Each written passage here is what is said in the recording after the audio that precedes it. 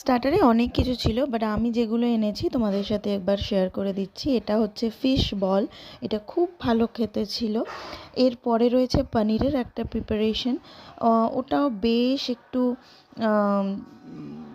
টক মিষ্টি ফ্লেভার ছিল, ভালো লাগছিল। তারপরে রয়েছে হরিয়ালি কাবাব, আর এছাড়াও ছিল সুইট কর্ন, তারপরে ছোট ছোট যে জিলাপিগুলো হয় সেগুলো, আর সবচেয়ে আমার প্রিয় মোমো। তো আমি তো পুরো মোমো খেয়েই পেট ভরিয়ে ফেলেছি। আর তারপরে তোজো গিয়ে নিয়ে এসেছে চাউমিন। পুকুকে খুব মিষ্টি লাগছিল, তো ও এবার বিয়েতে যাবে বলে রেডি।